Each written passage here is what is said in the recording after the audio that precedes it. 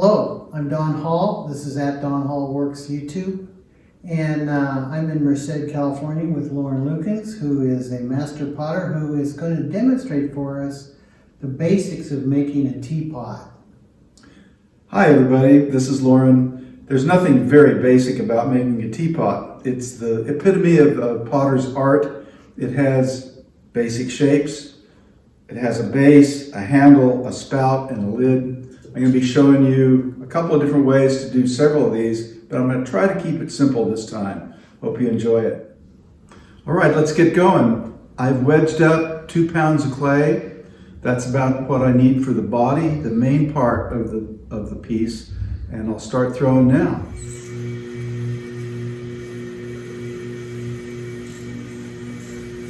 As I throw this piece, I'm going to open so that I leave enough clay to trim a foot. Sometimes you wouldn't need to do a trimmed foot, but I think it's nice to do that on a teapot. It's a little more finished piece, and it keeps it from rocking, make sure that everything's nice and level. So I'm opening fairly wide foot. It'll be a rounded shape, but I'm opening with a flat bottom. My first pull, if you want to call it that, is kind of a centering pull. It's thumb and forefinger, squeeze it together, control the top with your right hand, and then just pick up the wall and bring it up. I leave a nice fat rim on the top.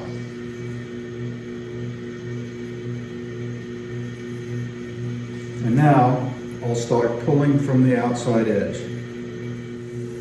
Okay, first pull, push in from the outside, out from the inside, pick up the little wave, and pick it up. Bring it up to the top and deposit on the top of your wall. Leaving this nice thick rim at the top, I'm going to split the rim now, because that will be my lid bed. Using my tip of my forefinger to split the rim.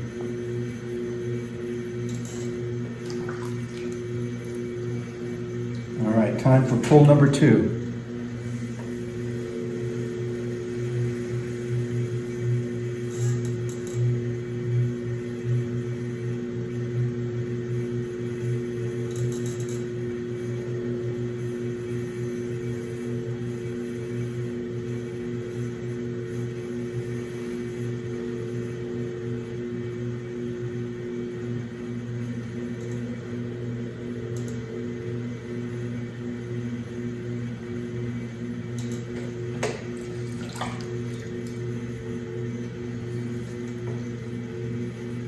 Pull number 3.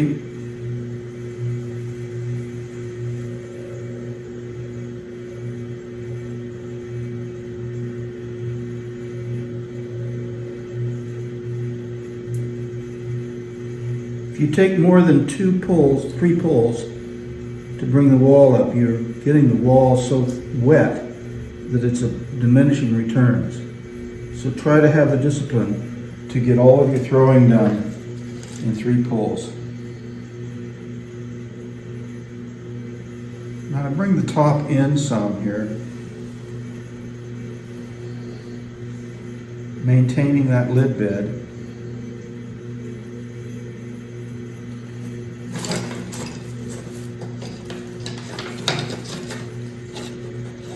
I'll use my favorite stiff rib that I like to rib out the outside, eliminating some of the throwing rings.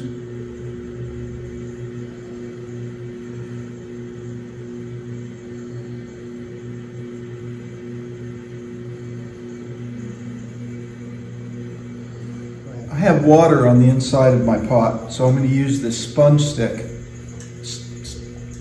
on a stick to mop the water out. There we go. Okay. All right, it's time to measure for the lid bed. I have a nice angled lid bed that's ready to be measured for a lid. And I'll measure it from the on the outside of what will be the lid and the largest extent of the lid, sometimes called a gallery. And very carefully measure. Okay, now I'll cut the piece off using my wire, turning as you go, and set the piece aside to dry. Okay. Now I'm going to start on the new bat.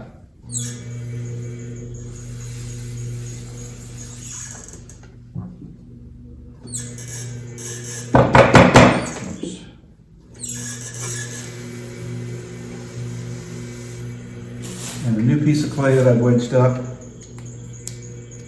I'm going to throw a lid off the hump. So this is probably 1.5 pounds or almost 2 pounds.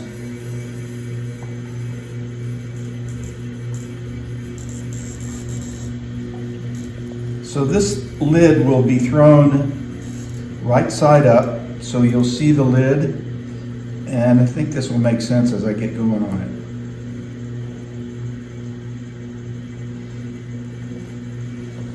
Center just a little bit at the top of your hump. And it'll take some time for you to figure out how much clay you need. So I'm kind of splitting it, so this will be the knob, emergent knob coming up.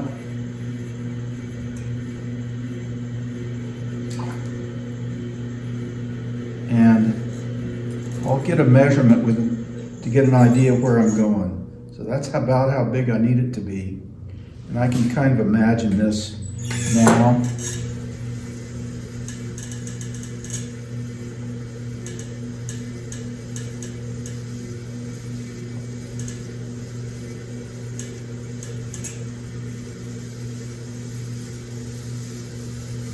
So throwing a flange, bringing the clay out into a flange shape. And this is the portion that will sit down in that little gallery, that little lid bit. Check my diameter. A little bit more.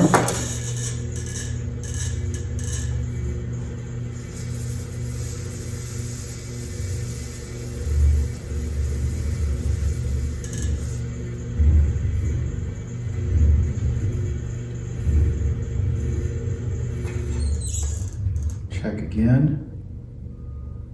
That's the tiniest bit too big. It doesn't hurt too much to have it be a tiny bit too big because it's trimmable. Too small, that's a problem. So now I'm going to work on this knob a little bit and make it elegant.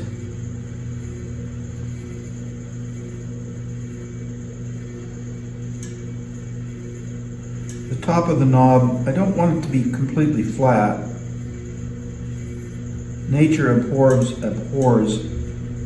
flat surfaces. Concave is fine and convex is fine, but flat, not so much. So I'm just working this until I get a pleasing shape.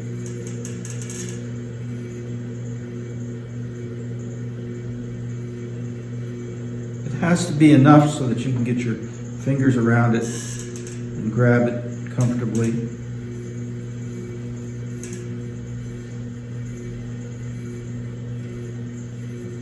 I always leave a little spiral whenever I can.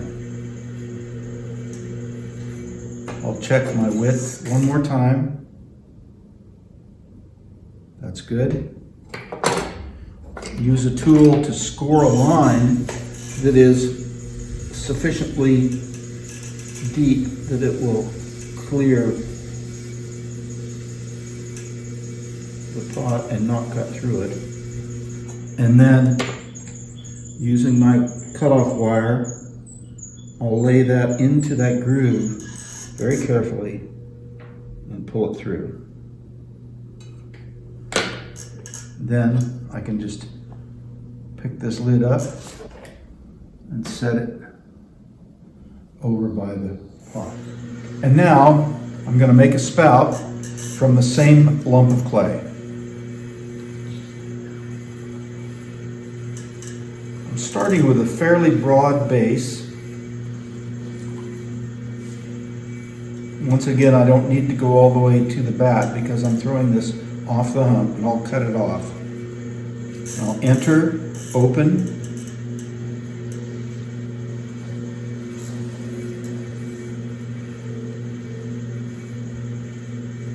and pretend like where I've opened to is the bottom of the bat, but it doesn't have to be. And I'm bringing it all the way out so that I have a little ridge of clay here. And I'll start pulling that up into a funnel shape.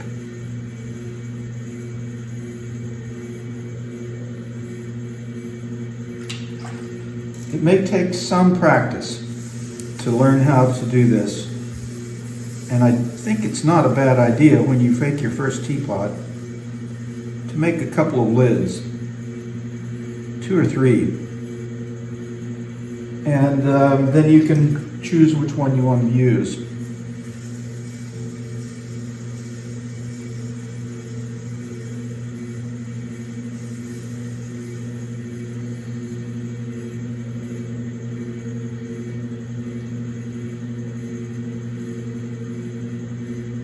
It's like making the top of a bottle in some ways, without having to fuss with the whole bottom.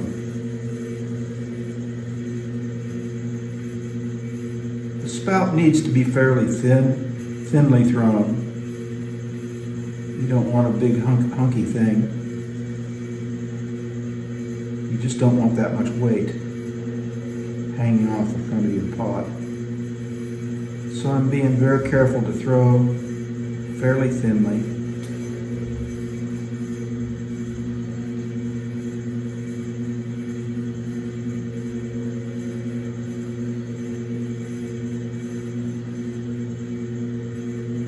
Once I get to the point that it's too thin, too narrow to get my finger inside, I'll start using a tool on the inside and throw against it. In this case, I'm just using a needle tool. So press out with the tool and press in from the outside with your finger. And you can continue to make this teapot thinner and taller and narrower. Several things that need to be accounted for with a teapot spout. One of them is that you want the diameter to be fairly consistent. You don't want it to range too much, but you definitely don't want it to flare at the tip. It needs to go from wide to narrow, and the narrowest point being the tip. And you can probably figure out why. If you have a flare at the end, as the water, the tea comes out, it'll spray and you'll end up with a big mess. So I want the tip to be fairly thin.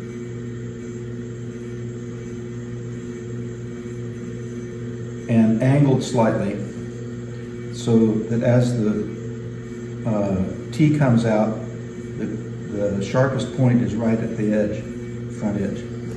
And I'll use my trusty rib to do a little ribbing and shaping.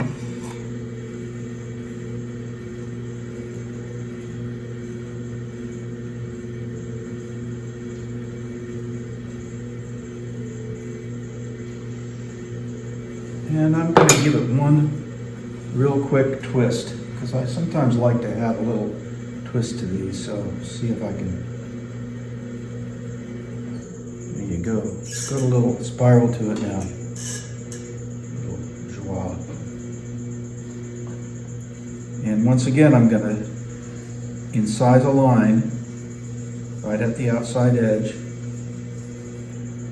and use my wire cutoff, lay that into that groove and cut it off.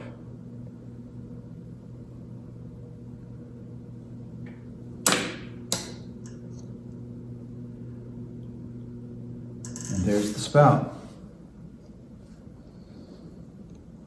All right. Now I'm going to make a handle. This is maybe a way that you haven't seen done before. And I have a tool right here, and it's a trimming tool. It's actually this trimming tool right here. And I've taken a pair of pliers and moved it around and made this shape. So that became this. They make these, you can buy this kind of a tool commercially. I've seen them now. You can buy a set of these for pretty cheap, but I've always made my own. But this is the way I use it. I've taken a slab of clay, made it into a coil and flattened it, and it's a certain shape, a certain length, so that it'll end up being about the right size for a handle for this piece. I'll take my tool, try to hold it as close to perpendicular as I can, and pull it through, and I'm going to zigzag side to side.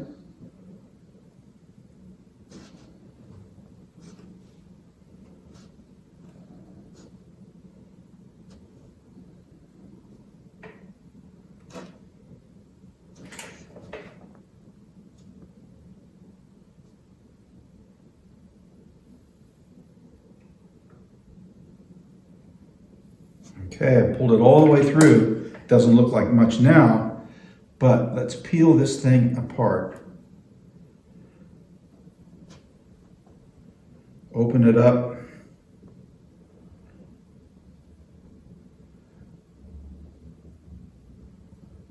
And see what's inside.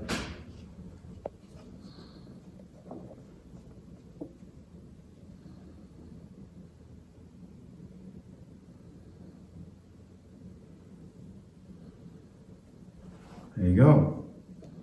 I've got a few voids here.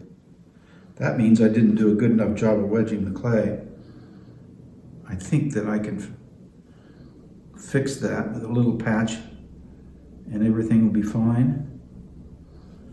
So this all this clay just goes back into the hopper. And I have my strip here, and I can lay it on its side and curve it so that it's the right size for the lid, or for the teapot. And I still have the measurement for the lid, so I know that it needs to be wider than this. So I'll make my adjustments so that it just clears the size of the lid. And this will sit and dry overnight, and we'll put it together. The next thing to do is to put the whole teapot together. Through the magic of video, I have all these pieces that are now ready to trim. Here's the base that's ready to go. Here's the lid that fits nicely. And here's the spout and handle. All leather hard, early leather hard. Still a little bit flexible, but trimmable. Let's get going on the body of the piece first. To trim this, I have chosen to use this trimming chuck that I've made many years ago. And it fits nicely in here and it'll hold things together. So first thing I do is tap this chuck into center. And then I'm gonna trim the lid first. Get this centered in here.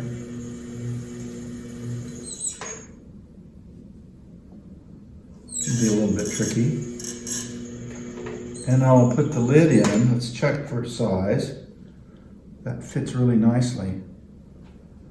You may have to find you'll have to do some adjustments on the lid. You'll get better at it as it goes. And this time I'm going to flip it over into the lid bed.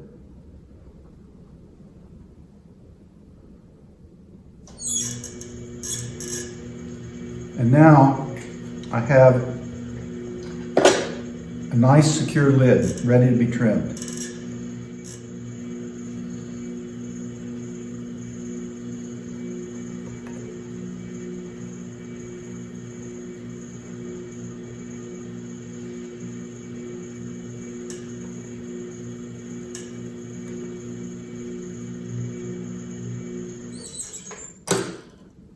Check and see how I'm doing for thickness. I've got a little ways to go yet.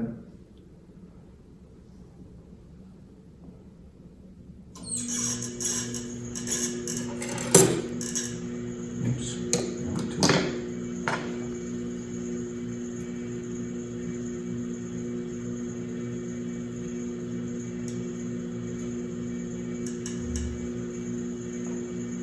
I'll leave a little bit of weight on the bottom of this.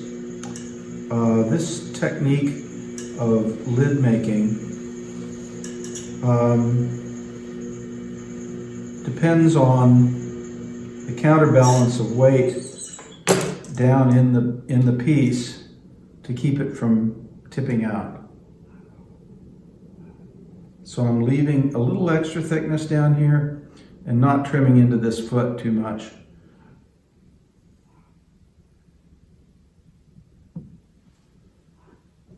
That's a real good fit. Nice secure lid. All right, now I'm going to flip it over. So you see how I'm doing this. I'm holding my finger here, I'm checking for level, and when I find the high spot, I make an adjustment until I get it totally centered this way, and then it may take a little bit of a tap to center from the outside to get it to be just right. All right, I'm going to trim now. I'm just holding it down a little bit with my finger, but it's quite secure inside here. It doesn't shift around. If you want to feel better about it, you can put a lid on the inside and let your finger spin on the inside of that lid to help hold it down.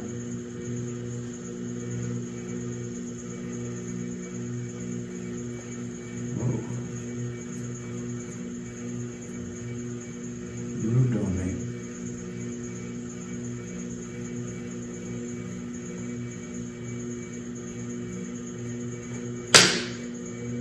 Trim the inside of the foot ring. You can check thickness by tapping on the inside. Just like a drum, you get a different sound depending on how thick the membrane is. So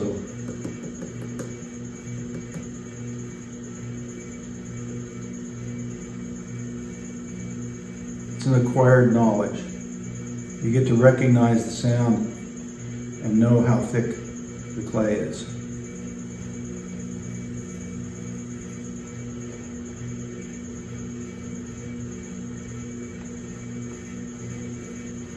My favorite trimming tool, it's this KSP 4 Kemper. I've used the same trimming tool for 40 years probably, buy them by the dozen.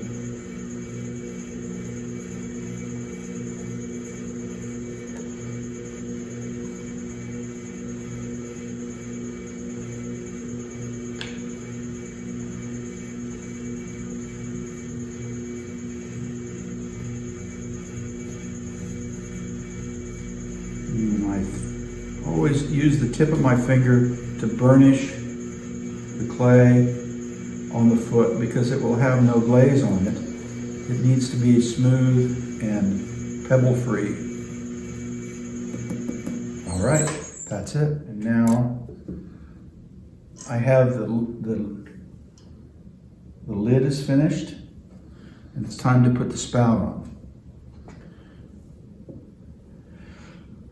The spout needs to have a collection point for all the tea to come through the wall and collect before it goes out through the point of the spout. And to do that, you have to make sure that there's enough volume inside, hanging on the outside of the pot. All right, so I want to cut this spout so that I have a short edge here and a long edge here. So I'm going to find a spot here and find a spot down here that matches it and draw a line from one to the other, from one to the other that matches that. So I'm making a kind of an oval cut. So here I go for the cut.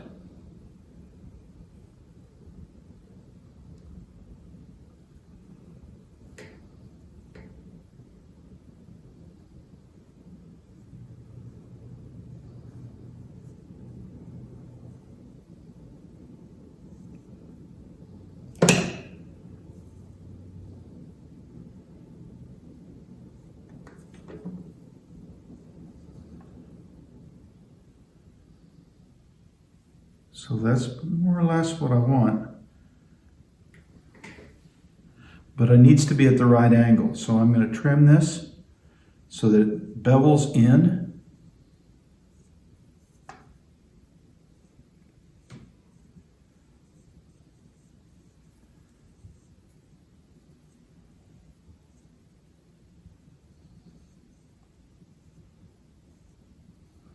So the angle is correct.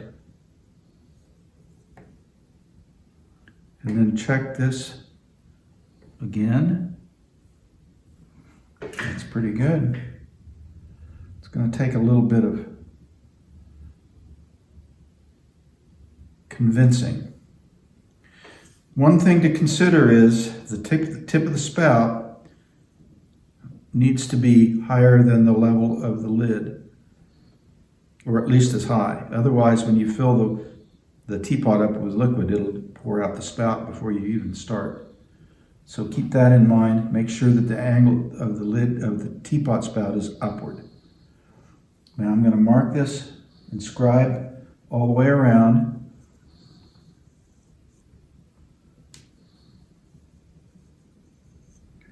And I'm going to do a little bit of altering on this because I want a volume in here. So I'm pressing out with my finger, giving it a little more room.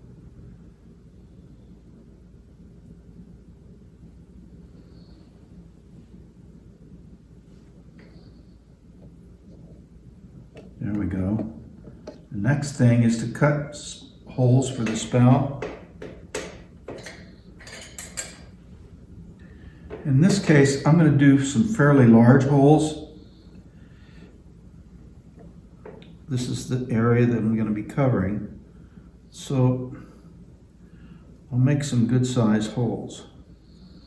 You can do fine holes, small holes in case you're using loose tea, or broader holes like this, more for tea bags. One thing you have to make sure is that the total volume of these holes exceeds the volume of the tip of the spout. Otherwise, you'll get kind of a chugging or a lugging of water, of liquid going through. There's no problem here. I've got way more volume in the holes than I do in the spout.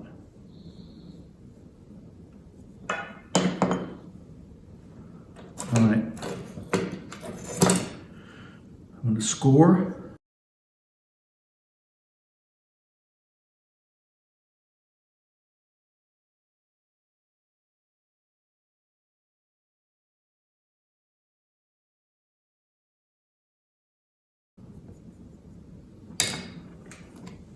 And slip.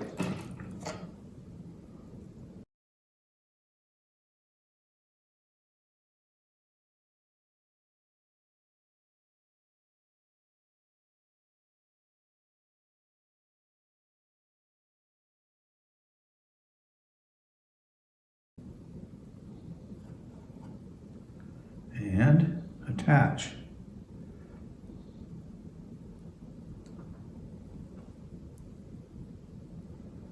Press it on really thoroughly, all the way around.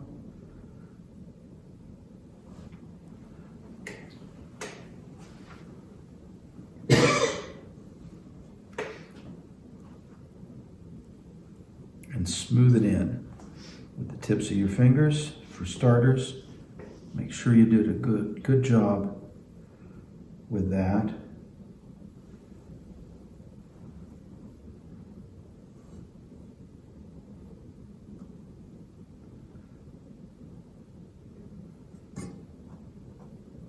And then with the tool.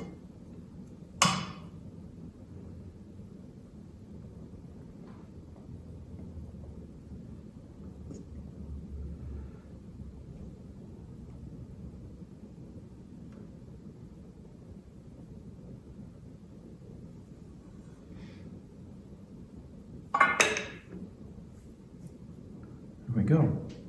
That looks good. Now let's do the handle. This one's been drawing,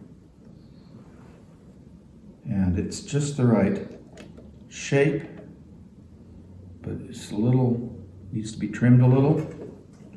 So I'll use my fettling knife.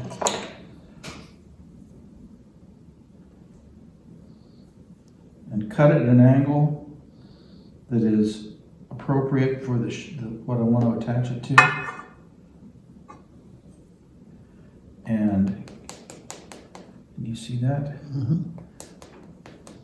I'm using the butt end of my fettling knife to tap this into a little thickness, a little extra thickness on the ends, so I'll have something to press on.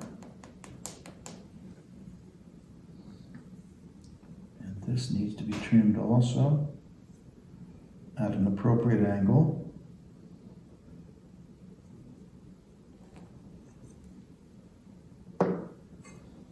Tap that one too.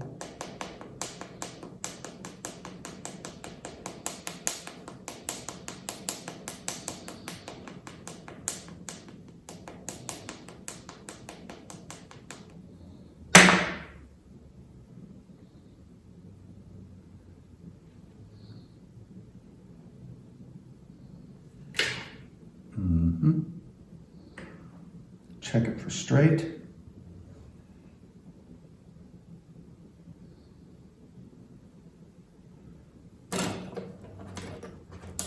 Draw a line around it.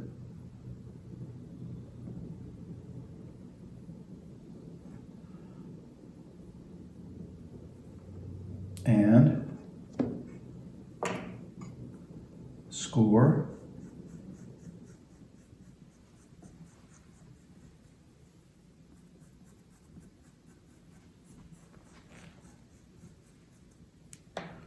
Each surface.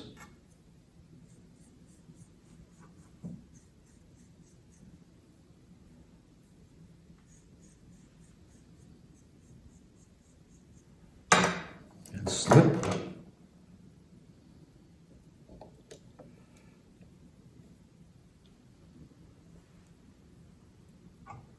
On both surfaces.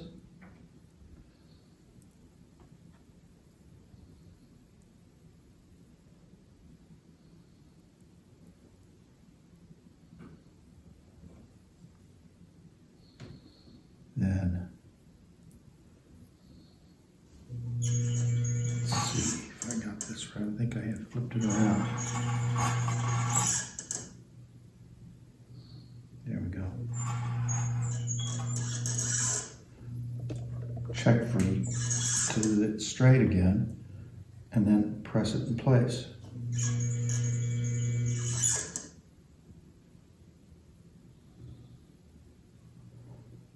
Press it in all the way around on each surface, and use a tool to make sure everything's stuck, and smear it into place.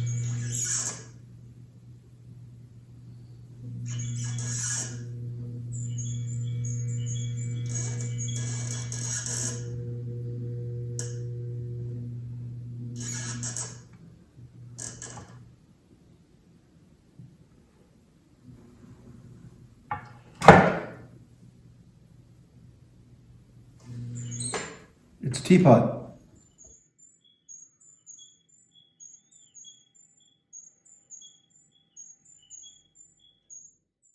Thanks for watching Don Hall Works. Make sure you like and subscribe.